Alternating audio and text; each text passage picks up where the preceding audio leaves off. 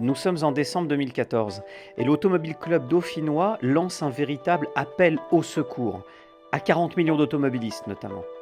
La mairie de Grenoble, la métropole de Grenoble, veulent mettre en place rapidement la généralisation du 30 km/h en ville, une voie express, une autoroute à vélo. Bref, pour mieux comprendre cette situation, je suis parti avec l'association 40 millions d'automobilistes les 8 et 9 décembre dernier à la rencontre de tous les acteurs locaux, afin de connaître leur avis sur la politique de mobilité de la métropole grenobloise. Associations, commerçants, élus, pour savoir si les habitants de la métropole étaient favorables ou non aux décisions prises.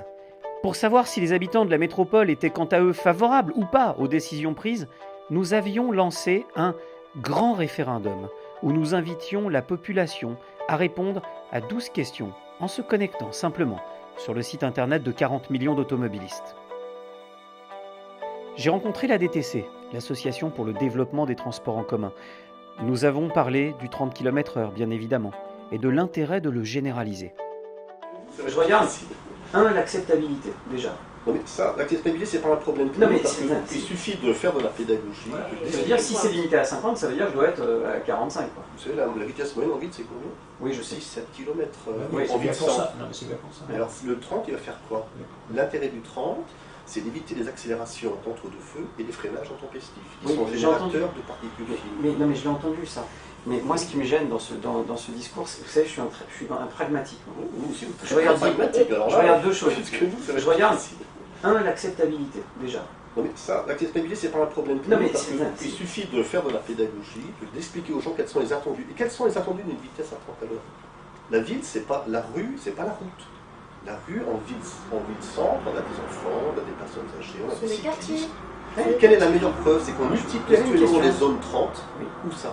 Oui, sur les places. Donc ça va dans des écoles. Oui. Et cette multiplication de zone 30, c'est pas lisible pour nous. Parce qu'entre zone 30, vous êtes à combien? Entre deux zones 30 qui sont contiguës, enfin qui sont espacées de mettons 300 mètres. À 35? Oui, j'entends. Non. Alors, non, je vous posais si une on est question. à 30, c'est beaucoup plus lisible. Les gens savent que c'est 30 en ville. Si je vois une limitation à 30 km/h, ça veut dire, on est bien d'accord, je ne vais pas jouer. L'automobiliste, on ne va pas le mettre à 30. C'est-à-dire qu'il doit s'adapter par rapport à cette réglementation. Donc rouler en dessous. Plus en dessous, oui, c'est le maximum. Franchement, peut-être vous, mais alors, je suis pas persuadé que si je mets une caméra dans votre voiture et que je vous laisse rouler comme ça pendant 3 jours, vous allez être systématiquement à 22 dans les rues.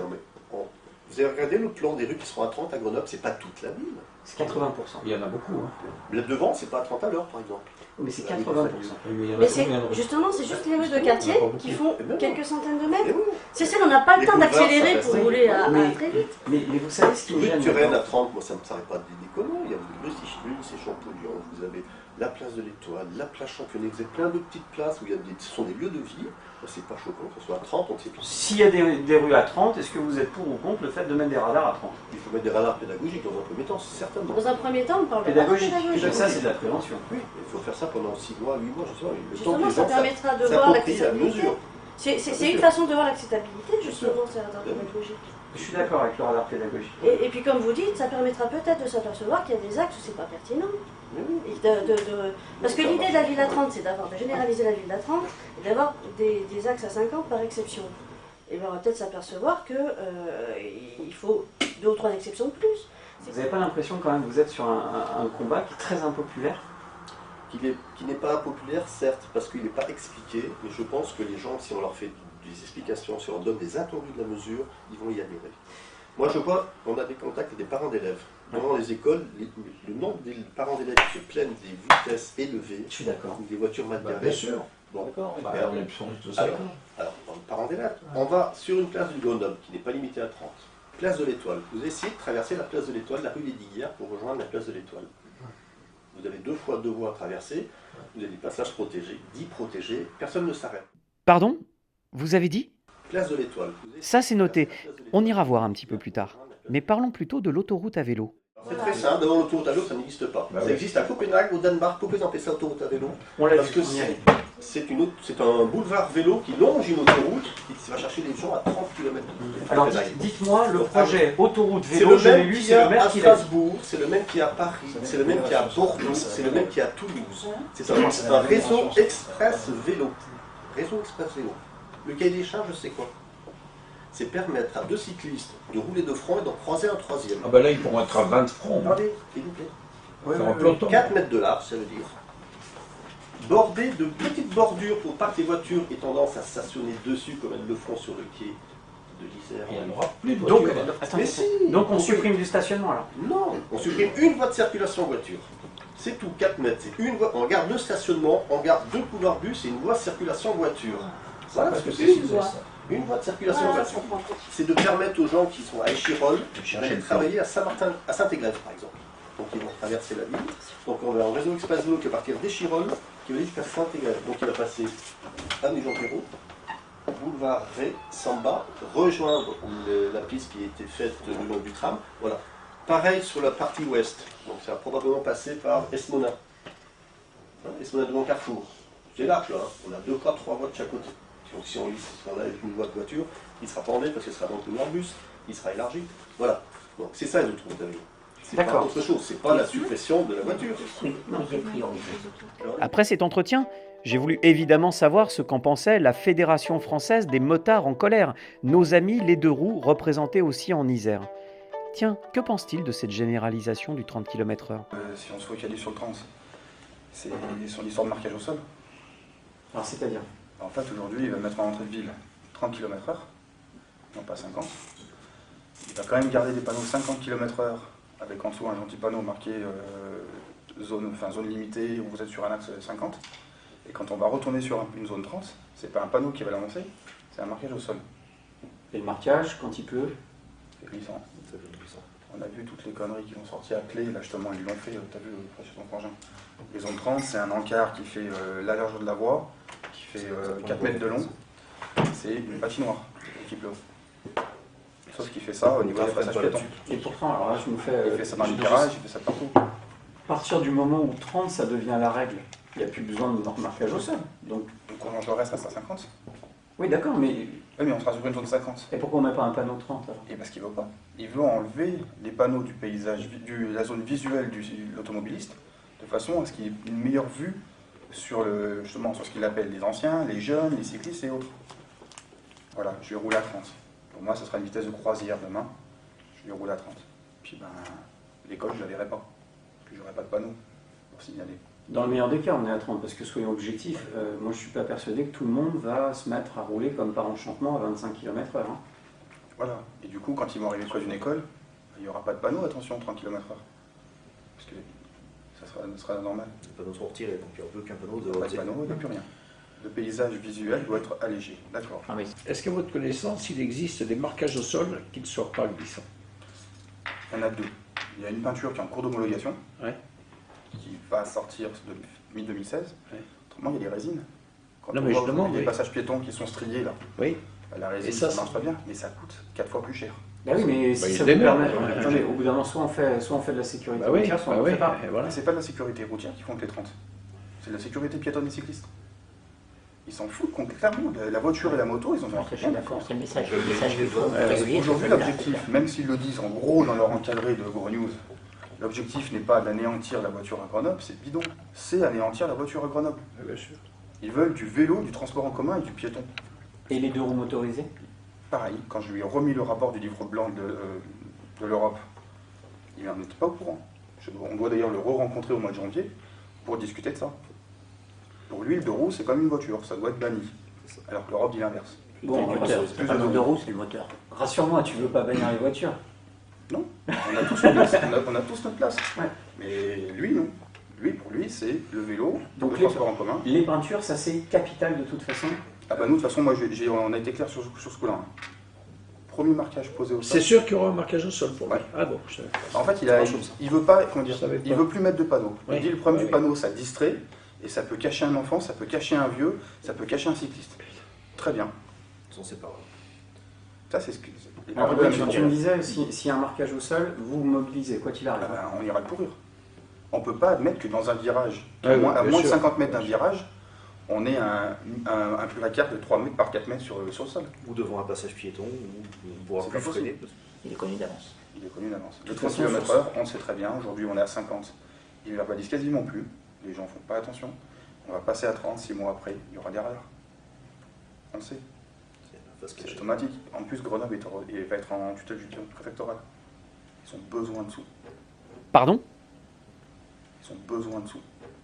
Ne serait-ce pas simplement de la communication verte, une sorte de greenwashing, tout ça? Ça va plus loin que ça. C'est que c'est pas de la com verte parce que derrière, ils n'ont pas regardé l'environnement. Il me l'a clairement dit. On n'a pas regardé l'impact sur la pollution, le fait de baisser la vitesse.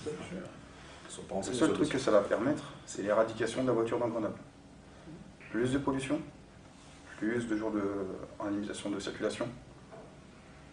Le vieux parc automobile va disparaître. Piole, c'est un Ségolène Royal en plus pénible. Parce que dès que Ségolène Royal propose quelque chose, lui tout de suite il fonce dedans pour le faire appliquer. Mais quand Ségolène Royal a parlé des vignettes, lui avait déjà mis le plan 3 semaines après pour les éditer et les distribuer. 3 semaines après. Là où c'était pas encore mature pour le ministère, ils ont un petit peu modifié la loi, passé de 7 à 4 couleurs. Ben, il s'est retrouvé bec dans l'eau en disant zut, moi je suis parti à 7, il faut que je revoie mon truc pour passer à 4. On a rencontré la métro, la SMTC. On n'arrive pas à rencontrer la préfecture, on n'arrive pas à rencontrer la mairie de Grenoble. La métro SMTC, ça a été simple. Avec 1200 motards dans la ville, on n'arrive pas à rencontrer le maire? Non, avec une menace. On avait un rendez-vous normalement qui était le 6 novembre, si je me souviens bien. Ils me l'ont annulé 24 heures avant. Je leur ai dit pas de souci, on va vous sortir 1200 motards devant le forum. Ils ont quand même flippé, 5 minutes après j'avais un rendez-vous. La personne qu'on a rencontrée, au bout d'un moment quand elle s'est sentie dos au mur avec les arguments qu'on avait, puis qu'il n'y avait plus de réponse, il a coupé court au rendez-vous. Il y a eu un énervement pendant peut-être un quart d'heure, 1 minute, et une coupure de rendez-vous. Il n'y a pas de concertation? Ils s'en foutent royalement. Parce qu'aujourd'hui, voilà, comment on stationne? On a interdiction de stationner sur les parkings Vinci. Ça ramène pas de l'argent à Vinci. C'est bizarre, hein? Vinci, autoroute, parking, stationnement, ils sont partout. Il n'y a pas de parking souterrain, on n'a pas le droit de stationner dans la rue, et on nous a supprimé les parkings motos. Alors on fait quoi? d'évacuer les motos. C'est justement, c'est pour ça qu'on a un prochain rendez-vous avec la métro. Quelle est la place du deux roues dans la métropole? En sachant que je leur ai remis le livre blanc de l'Europe, où ils disent que la moto est une des grosses solutions au déplacement urbain. Oui, Pas supprimé. Oui, déjà, pas l'avoir supprimé, parce qu'en plus, Pas devant la supprimer mutuelle le des motards, avoir supprimé le nôtre, il y a rien de plus... c'est pas vrai. Si, par contre, ils ont mis un parking à vélo. À la place. Non. Dans la mutuelle des motards? Bien sûr. Rien que ça, déjà. C'est où ça? Attends, parce que je vous ai... Jean Jaurès. Cours Jean Jaurès? En plein centre. Alors ça, c'est grandiose. Ah ouais, Pile devant. Et que si on veut aller sur le trottoir devant, il faut emprunter une piste cyclable pour faire une remontée de trottoir. Parce qu'on n'a pas un accès direct. En fait, c'est les carrefours, ça fait une grosse zone piétonne. Enfin, piétonne et cycliste. Donc, si on veut aller devant le bureau pour être tranquille, il faut remonter le trottoir ou passer sur les pistes cyclables. Ils ont tout simplement supprimé le parking moto pour mettre un parking à vélo à la place et nous interdire l'accès en créant un trottoir. Vous avez entendu parler de la fameuse autoroute à vélo? Ça vous inspire quoi? Embouteillage et pollution. Et surtout l'espace qui reste aux voitures, si j'ai bien compris, enfin aux voitures, non. Quel espace? Une voie. Au véhicule motorisé. Ils ont dit Aux une voie. véhicules motorisés, Il vient de nous dire. il est limité à l'espace d'une voiture, donc ça veut dire que de toute façon le motard, lui, il est piégé. Ça passe pas. Voilà. Vous avez 6,50 mètres à 7 mètres de voie à cet endroit-là. Il veut Au mettre une niveau voie d'habitat. de vélo de 4 mètres. Vous avez 7 mètres de voie. Entre habitat et les maisons de cocotte, vous avez 7 mètres. Ah bah là on peut pas. 4 mètres de vélo, Loin, l'autre, là. 2 mètres de voiture, ça fait 6 mètres. Et où la voie bus? Elle est sur des vélos? Sur vous, Ça ne me dérange pas, hein, s'ils vont Quand sur on des les vélos. rencontre, ils nous racontent n'importe quoi aussi. Ils roulent dans Moi, la farine. je fais juste ma distance. Ouais, ça peut pas. 7 mètres, 4 mètres de voiture, 4 mètres de vélo, il reste 3 mètres. Ou alors on enlève la voie des bus. Ah bah, Ou alors, la voie des bus est sur les voies vélos. Bon, on a voulu vérifier. Apparemment, la place de l'Étoile, on ne peut pas traverser. C'est compliqué pour les piétons. C'est dangereux. Bon, je vais vérifier, voir si vraiment c'est si impossible que ça. C'est parti.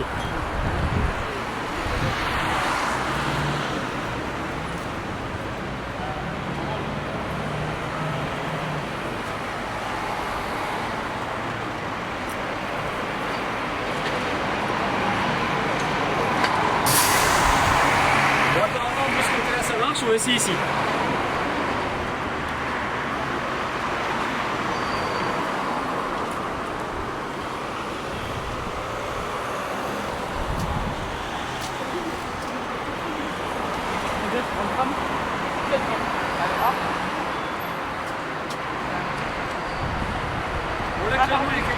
m'échappe. Hein. Apparemment, c'est impossible à faire.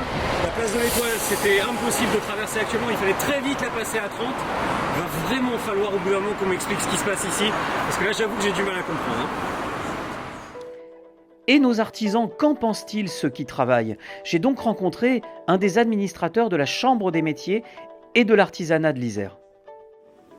C'est une hérésie. Qu'on fasse des limitations de vitesse, on est d'accord qu'il faut le faire à un moment, mais en permanence, non. On est presque dans le ridicule. Il y a des aménagements à faire, on le sait, qui sont coûteux, on le sait, on en est conscient. Nous, on est chef d'entreprise, donc on est conscient de tout ça. Mais aussi, il faut que de l'autre côté, nos élus prennent conscience que nous, chefs d'entreprise, on a à prioriser aussi le rendement de nos entreprises, parce que c'est nous qui faisons l'emploi, c'est nous qui faisons la création d'emploi. Sans nous, on ne fait rien du tout. Hein. Faut bien alors la ville nous dit vous allez perdre 14-18 secondes par kilomètre. C'est peut-être une réalité, mais j'y crois pas. Il faut que l'on puisse se déplacer tranquillement. Alors, on parle de l'élargissement des voies. Il y a très longtemps qu'on en parle de Grenoble, de tous les bouchons. On a beaucoup de déplacements sur la région grenobloise parce qu'on a créé aussi beaucoup d'activités économiques. Est-ce qu'à une certaine époque, ça a été judicieux de développer énormément d'activités économiques, alors qu'il y a d'autres régions d'où je viens, par exemple Tullin ou Saint-Marcelin, où on aurait pu créer de l'activité économique en évitant tous ces déplacements? Peut-être qu'on n'a pas su se transposer à un bon moment. La bonne question, est-ce que c'est judicieux de faire déplacer autant de monde au même moment, en même temps, tous les matins, tout simplement? Alors maintenant, de toute façon, juste pour revenir sur l'aménagement du rondeau. Le rondeau, pour expliquez-moi un peu ce quoi, c'est un espèce de goulot d'étranglement. C'est un goulot d'étranglement où on n'a pas.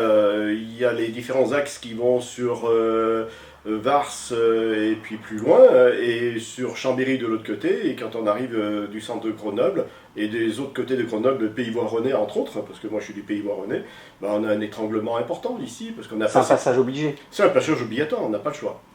Et on ne peut pas passer par le centre-ville, parce que le centre-ville, on y perd des moments de temps avec les feux et tout ce qui s'ensuit. Pour les entreprises, on n'a pas le choix, quoi. C'est inévitable. Vous perdez beaucoup de temps en ce moment sur la route? Mais on n'en perd plus du temps, on vient plus.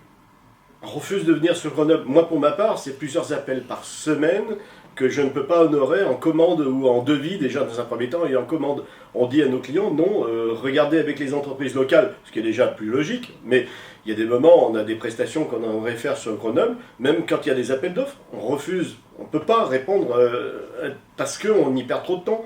Vous imaginez, 3 gars dans une voiture, c'est souvent que maintenant on a des fourgons avec 3 gars dedans, qui perdent 1 heure matin et soir, parce qu'ils sont rémunérés pendant ce temps-là, il ne faut pas oublier. Hein. C'est 8 heures effectives sur le chantier, mais les temps de déplacement sont pris en compte aussi. Donc c'est au détriment de la vie de l'entreprise, c'est au détriment aussi de la qualité de vie des salariés, c'est clair. Et puis si on veut répercuter la charge, le coût de tout ça à nos clients, c'est impossible, on n'est pas compétitif, donc on ne vient plus. Donc c'est dramatique. Vous avez peur de la... Bon, on a bien compris que les artisans ne sont pas d'accord avec cette politique de la ville. Mais est-ce le même constat pour la Chambre de commerce et d'industrie de Grenoble? Comment perçoit-elle tous ces projets autoproclamés de mobilité verte? Il me paraît important de rappeler que qu'est-ce qui génère de l'activité économique, qu'est-ce qui génère de l'emploi, c'est le monde économique. Donc le sujet dont nous parlons est un sujet extrêmement préoccupant pour tout le monde économique. Les déplacements à Grenoble, c'est une problématique qui est très ancienne, complexe, et qui n'a jamais été véritablement bien réglée. Il faut savoir que la ville de Grenoble est une ville très contrainte. L'agglomération grenobloise est très contrainte par 2 rivières, Drac et Isère, par des montagnes. Et cette problématique n'a jamais été, depuis 20 ans, véritablement prise en compte en matière de déplacement. Qu'est-ce qui génère de la richesse? Qu'est-ce qui génère de l'emploi? C'est le monde économique. C'est un frein économique parce que l'accès est difficile, parce que tous les flux qu'il peut y avoir de fournisseurs, de clients, de collaborateurs pour les entreprises, quelles qu'elles soient industrielles, qu'elles soient de commerce, qu'elles soient de services, sont perturbées par cette mauvaise prise en compte des déplacements à Grenoble. Mais c'est bon, tout va s'arranger puisque maintenant on va passer 80% de la communauté d'agglo à 30 km/h. C'est une décision invraisemblable, aucun débat. Le monde économique n'a jamais pu participer d'une quelconque façon à ce débat qui est pourtant majeur et auquel il est intéressé au premier chef, je le répète. Pour le monde économique, c'est des clients, c'est des fournisseurs, c'est des collaborateurs, c'est l'accessibilité et on va dire l'attractivité de la ville dont il s'agit. Il y a le fameux rondeau et l'élargissement de l'autoroute A480. Le maire s'oppose à la décision pourtant prise par le Premier ministre Manuel Valls, pourtant de la même tendance globalement politique que lui. Pourquoi est-ce que le projet bloque sur la 480 ? Alors, soyons positifs pour une fois. Parlons des points d'accord. Aujourd'hui, l'ensemble du monde politique et économique s'est mis d'accord pour qu'effectivement, priorité soit donnée au rondeau. Et on est effectivement tous d'accord. Grenoble est très contraint. Aujourd'hui, Grenoble, il faut le savoir, c'est une ville, une agglomération qui n'est absolument pas contournée, qui n'a pas de ring, comme on dit en anglais, qui n'a pas de boulevard périphérique complet. La Rocade Nord a été refusée il y a quelques années, bloquée par quelques intérêts. Mais globalement, c'était un drame pour cette agglomération. Donc aujourd'hui, le contournement de Grenoble par le sud, par la Rocade Sud et la liaison avec l'autoroute vers Lyon, bloque déjà sur un premier point, c'est ce carrefour du rondeau où on passe de 2 voies à 1 voie. Donc l'ensemble du monde, politique et économique, est d'accord pour mettre la priorité sur le rondeau. Ça, c'est déjà bien. Donc ça, c'est quelque chose de positif. La question qu'il faut se poser maintenant, c'est dans quel délai ça va se faire, parce que je trouve que ça c'est quelque chose qui tarde beaucoup, comme c'est un point d'accroche, un point névralgique difficile à régler. Le plus vite il est réglé, le mieux on se porte. Globalement, il faut savoir que l'État a prévu de consacrer 300 millions d'euros à l'élargissement de l'A480. Le monde économique est bien évidemment pour, parce que ça va fluidifier le trafic. Il faut voir de quoi on parle quand on parle de l'A480. On parle d'une partie d'autoroute qui va de Vorep jusqu'au carrefour du Rondeau. Donc c'est une zone qui constitue un goulet d'étranglement, mais un boulet aussi, et qui est une zone qui mériterait d'être élargie, donc c'est tout le projet. 300 millions d'euros prévus par l'État, formidable. Le maire refuse, au motif que ça sera un signal très négatif donné par la ville dont il est maire, donc une ville qui a une vocation écologique forte, écologiste même, forte, et l'élargissement de cette A480 serait effectivement, pour lui, à ses yeux, un signal très mauvais donné aux automobilistes. Bon, ça fait quand même une journée qu'on se promène dans Grenoble, on n'a toujours trouvé personne qui est favorable au projet du 30 km/h en ville. On va aller voir le président de l'association des commerçants, peut-être que lui il est pour. Bonjour. Ça va faire maintenant plus d'une journée qu'on circule, qu'on interroge tout le monde et on trouve personne qui est favorable au projet. Et tout le monde dit on n'a pas été concerté. Alors, et encore pas que pour ce projet, nous on n'a pas été concertés du tout. Le monde du commerce n'est nullement concerté pour quoi que ce soit. On parle d'autoroute à vélo, on n'a pas eu de concertation avec la ville. On parle de pic de pollution avec des prix de stationnement double pour les gens qui viennent de l'extérieur. Oui, bien sûr. On n'a pas été concertés. Et ce qui est le plus triste, c'est qu'on a eu des assises du commerce qui ont démarré en mars l'année dernière, où on devait tous dire, Dixit le maire de Grenoble, et on nous a caché les projets en fait. Donc en fait, vous avez l'impression qu'on vous prend un peu pour... On a été enfumé, c'est de l'enfumage. Vous avez l'impression de servir de caution de temps en temps pour la ville en disant on a rencontré les commerçants? Alors, on est en pourparlers, hein. On a monté une énorme campagne d'affichage, vous avez dû en entendre parler. Oui. On a une réponse du maire, une réponse un peu trop dense à mon avis, et puis pas suffisamment compréhensible pour le monde du commerce, pour les commerçants. Il ne parle pas commerçant, j'allais dire, et avec des projets. Alors, bien entendu, il y a une vision de la ville qu'il faut respecter, c'est dans le mandat, ils ont été élus, on ne peut pas aller contre. Il y a des bonnes choses, il y a des choses qu'il faut prendre avec des pincettes aussi. Après, derrière, il faudrait une concertation. Mais moi, j'ai demandé un rendez-vous au maire.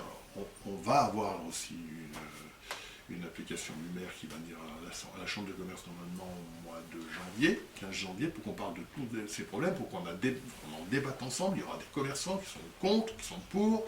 Il y aura le monde du commerce qui sera là pour dire ce qu'il en pense. Et on attendra les réponses définitives du maire là-dessus. Donc l'association 40 millions d'automobilistes a lancé un grand référendum à l'échelle de la métropole pour que chacun puisse s'exprimer, faire entendre son positionnement sur Internet. Apparemment, les premières tendances en regardant en ligne, elles ne sont pas globalement favorables pour le 30, loin de là, plutôt opposées. Comment vous expliquez une telle opposition à la généralisation du 30 km/h?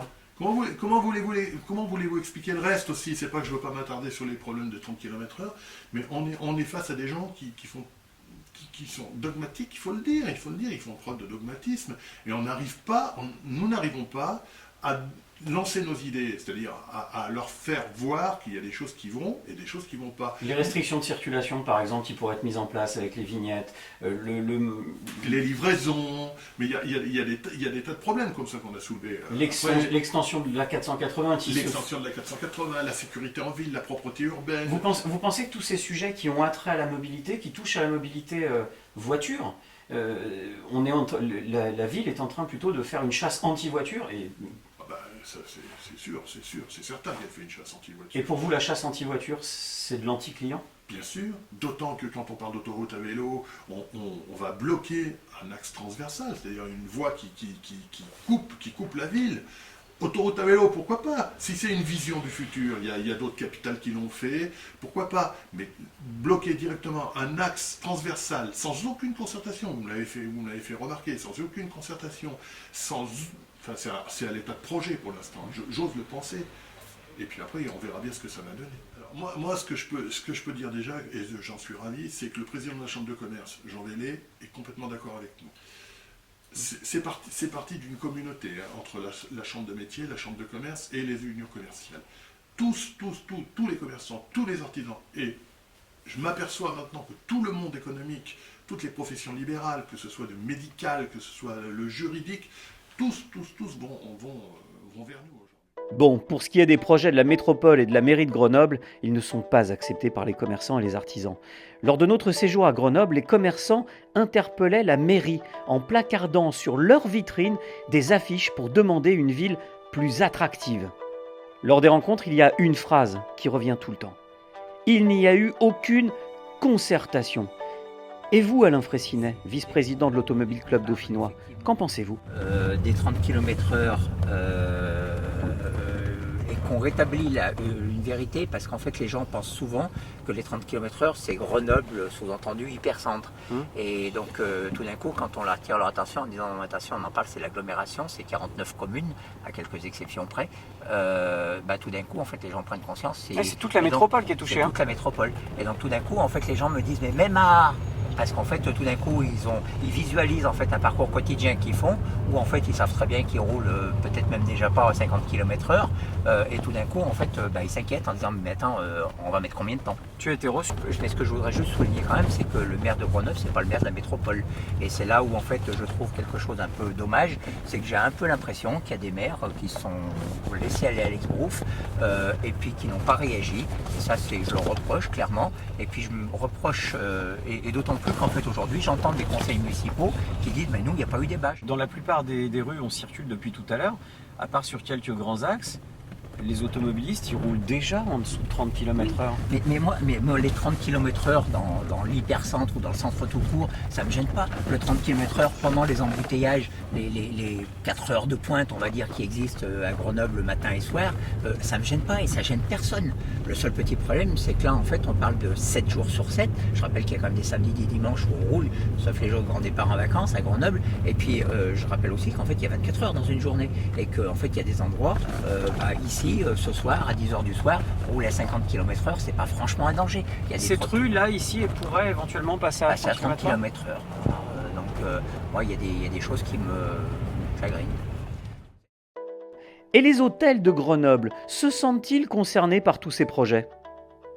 Vous craignez aussi pas mal ces fameuses autoroutes à vélo dont on entend plutôt pas mal parler? Alors ça c'est encore un autre sujet, oui, c'est sûr que moi aussi je fais du vélo, donc je suis à la fois automobiliste, cycliste, piéton. Donc oui, pour des voies vélo qui soient protégées, pour qu'il n'y ait pas de risque de collision avec les piétons, de risque de collision avec les voitures, mais on parle d'autoroute à vélo, ça devient... il va y avoir un péage sur ces autoroutes à vélo. Et puis là, tel que le projet, tel qu'on en entend parler, ça veut dire que là devant, il n'y aura plus aucune voiture, il n'y aurait plus que des vélos. Comment ils font vos clients pour venir à l'hôtel? Les clients, de toute façon, moi je ferme la boutique, c'est impossible. On a 50% de clients étrangers, il y en a beaucoup qui viennent en train, ok, mais il y en a beaucoup même les Français, qui viennent en voiture. Ça ne sera pas possible. C'est 50% de la population, de la clientèle, qui ne viendra plus. À certains endroits, il y a du sens, mais faire un axe coupé complètement, un axe où il y a 12 000 véhicules par jour qui passent, le couper complètement, ils vont passer où tous les véhicules? Okay. Alors par contre, qu'on aménage, qu'on fasse une belle piste cyclable en plein devant, alors là, oui, à 100%, mais pas qu'on favorise un type de circulation au détriment complet d'un autre. Bon, on l'a vu, même le patron de l'hôtel, ça fonctionne pas, ça colle pas. Apparemment, le 30 km/h en ville, personne n'est fondamentalement pour. On va aller faire un petit tour dans d'autres commerces, on va aller voir ce qui se passe vraiment chez les commerçants, parce que là, je veux vraiment voir et mesurer ce qui se passe à Grenoble. C'est quand même bizarre qu'on prenne une décision comme ça, brutale, sans concertation.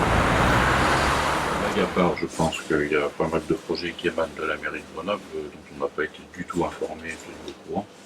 Vous aussi, mais on nous dit ça à chaque fois, on nous dit il n'y a pas de concertation, on n'est pas tenu au courant. Il faut demander à M. Pierre qu'il soit un petit peu plus ouvert, un petit peu plus à l'écoute. À mon avis, c'est pas que les commerçants, mais c'est aussi du bassin grenoblois.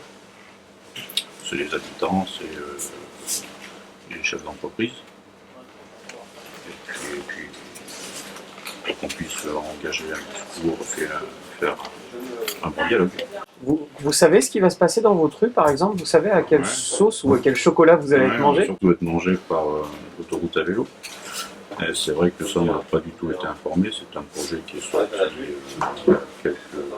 il y a à peu près 2 mois. On a été vraiment informé par la Chambre de commerce. Puisque le président de la Chambre de commerce a quitté les assises de Grenoble, les assises du commerce de Grenoble. Et c'est vrai que c'est très pénalisant pour l'axe grenoblois. Surtout que c'est quand même un axe Novare-Luxembourg et Courberia, c'est des axes majeurs qui traversent Grenoble, qui permettent à la clientèle grenobloise et puis même aux habitants et aux salariés qui travaillent sur le bassin grenoblois de pouvoir traverser Grenoble dans le sud. Vous auriez été peut-être plus favorable à un système où on aménageait les limitations par rapport aux heures de la journée, ou ce genre de choses? On aménage effectivement la limitation aux heures de la journée, et puis il y a des aménagements des créneaux horaires pour que les gens puissent venir consommer en ville. Reprendre un petit peu de position sur la création de parking. On n'est pas contre le transport en commun, on n'est pas contre le déplacement à vélo, mais il faut que ce soit aménagé en toute concertation. Bon, là, c'est l'un des derniers parkings qui restent en centre-ville. Il y en a beaucoup qui ont disparu, les places de stationnement disparaissent les unes après les autres. Et on voit, il est complet, il est plein, il n'y a plus de place. C'est pas comme ça, clairement, qu'on va redynamiser le cœur de ville. Et c'est les attentes des commerçants, créer des places de parking. Là, ça urge. Bon, ben rendez-vous au conseil départemental avec le vice-président du conseil départemental, en espérant qu'on trouve un allié. Vous êtes le premier adjoint au maire de Mélun. Vous faites partie d'une ville qui a refusé la généralisation du 30 en ville. Oui. Et je voudrais tout simplement comprendre pourquoi, alors que tout le monde va régler tous les problèmes de circulation en passant à 30. Oui, la chose est simple. Je considère, comme je le dis toujours et que je le répète en boucle depuis une quinzaine d'années, que pour être respecté, une limitation doit être légitime. Je prends l'exemple des zones 30. Nous avons dans notre commune, à Mélun, mis en place un certain nombre de zones 30, là où elles étaient légitimes. Qu'est-ce que c'est qu'une légitimité d'une zone 30? C'est quelque chose qui va amener l'automobiliste à respecter le 30 à l'heure parce qu'il est dans un environnement qui lui paraît nécessaire, enfin, dans lequel il lui paraît nécessaire de ralentir. Qu'est-ce que c'est? La densité urbaine, les équipements publics, les équipements scolaires, bien sûr, les centres commerciaux, là où finalement on voit des gens qui traversent en permanence pour la sortie d'école, aller acheter le pain, enfin des choses comme ça. Là, c'est respecté. D'ailleurs, on en a fait l'expérience, on mesure, on contrôle nos vitesses, on met des radars pédagogiques. Quand on met une zone 30 à ce niveau-là, elle est respectée. Si l'automobiliste pense qu'elle n'est pas légitime, il va se sentir encerclé, enfermé dans une règle qu'il ne comprend pas et qu'il n'a pas envie de respecter, donc il ne respectera pas souvent. La généralisation du 30, c'est la banalisation, et à partir de là, ça veut dire qu'elle perd du sens. Encore une fois, tout à l'heure j'évoquais la légitimité, on peut parler de sens, et si on banalise, on perd le sens. En 2005, à Mélun, on a fait un des premiers plans locaux de déplacement, enfin le deuxième plan local de déplacement de l'agglomération, enfin de ce qui est devenu maintenant la métropole. On avait fixé un objectif, favoriser le transfert modal, tout en préservant la fluidité du trafic automobile. Eh bien écoutez, on n'a pas changé de doctrine pour ce qui nous concerne. On pense que c'est exactement ce qu'il faut faire. Et ça fait des années que je milite pour les transports en commun de qualité, des trams ou des BHNS, un bus à haut niveau de service. Pour autant, il faut le vélo, pourquoi pas, le piéton, tout à fait. Ça dépend des distances, ça dépend des configurations, ça dépend de votre âge, ça dépend de ce que vous faites, de l'objectif de votre déplacement. Le déplacement multi-objectif, c'est-à-dire on prend le petit, on le pose à la crèche, on met le second, il faut le poser à l'école primaire qui est à 2 km, après on va travailler, puis le soir on revient en faisant les courses dans une grande surface. Moi, il faut qu'on m'explique comment on peut faire ça à vélo, quoi. Alors bon, vous aurez des intégristes qui vont trouver le moyen de prendre une remorque et de le faire à vélo quand même. Mais les gens normaux, mais ils ont besoin de leur voiture. Faciliter la circulation des vélos, moi je suis d'accord. Lui aussi. Mais simplement, il ne faut pas que le vélo devienne prioritaire sur tous les autres modes. Et tel qu'on nous l'a présenté, on a un peu l'impression que ça va être ça. Il y a un dogme du côté de la maison du maire de Grenoble qui consiste à vouloir faire la chasse à la voiture, et en face vous avez des gens raisonnables, les plus nombreux, ceux que vous venez de citer, qui disent écoutez, laissez-nous prendre la voiture quand on a besoin de prendre notre voiture. En plus la voiture ça coûte cher, si on la prend c'est pas par plaisir. C'est vrai qu'un transport en commun c'est moins cher, c'est vrai que le vélo c'est encore moins cher, et à pied ça coûte rien, ça fait une paire de chaussures, on peut changer assez régulièrement pour des prix modestes, mais laissons à chacun la capacité d'utiliser le mode de transport qui est le plus pertinent au moment où il l'utilise. Europe Écologie Les Verts et Éric Piolle, en personne, et Yann Montgabureau de la CNTC, sont formellement opposés à un passage de l'A480 en 2 fois 3 voies plus bande d'arrêt d'urgence, plus BAU, en considérant que c'est un aspirateur à voiture, ce qui est faux.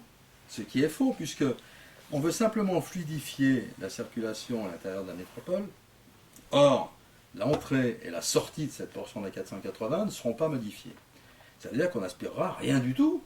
On permettra simplement aux gens qui vont d'un point à un autre de la métropole sur la partie ouest de le faire en ayant une circulation fluide, sans bouchon, sans embouteillage, sans énervement. Et c'est des gens qui vont gagner 2 heures de vie familiale en plus par jour. Éric Piolle a déclaré, par parenthèse, à un moment on ne lui demandait rien, mais au moment des régionales, qu'il était opposé. Alors nous, forcément, on a répondu qu'on était favorable.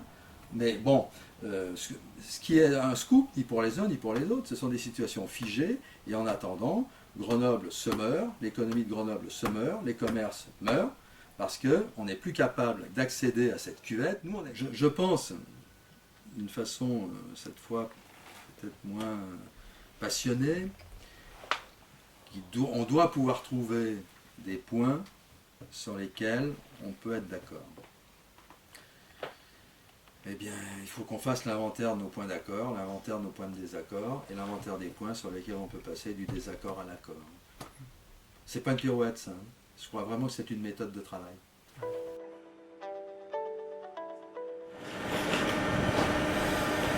voilà, Grenoble c'est fini. En tout cas, bon, ce qui ressort, c'est quand même une absence de concertation, relativement peu de dialogue entre les différents acteurs. On va essayer de remédier à ça. On espère véritablement que le grand référendum qu'on a lancé permettra à chacun de s'exprimer.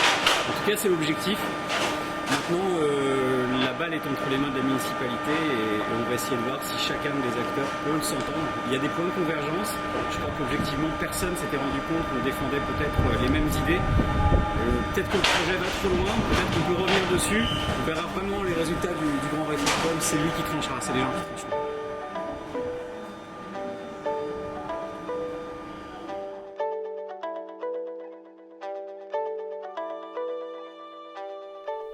Si on voulait tirer une conclusion du grand référendum, ce qui ressort, c'est clairement les automobilistes et tous ceux qui se sont connectés, y compris nos opposants, rejettent massivement le projet de la ville de Grenoble.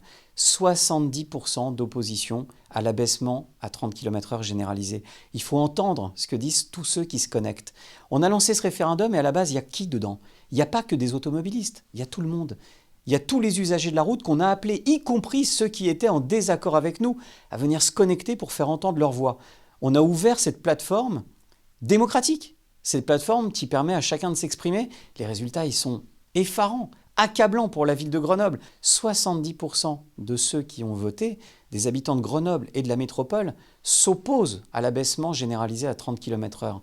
2 tiers considèrent qu'on ampute une partie de leur mobilité en générant une politique de la ville qui est uniquement basée sur l'anti-voiture. L'anti-voiture, c'est aussi ce qui ressort pour 2 tiers de tous ceux qui se sont connectés.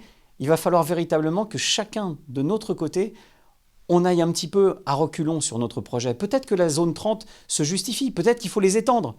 Mais surtout, la ville doit comprendre qu'elle n'a pas été élue sur cette ligne de programme, dont il faut à tout prix revoir le projet, parce qu'à force de se mettre à dos 70% des automobilistes, 70% des usagers de la route, eh bien on finit par avoir un projet qui est plus acceptable, qui n'est pas compris, qui n'est pas accepté, et donc qui ne sera peut-être pas respecté. Et ça serait quand même dommage de mettre des mesures en place pour qu'elles ne le soient pas.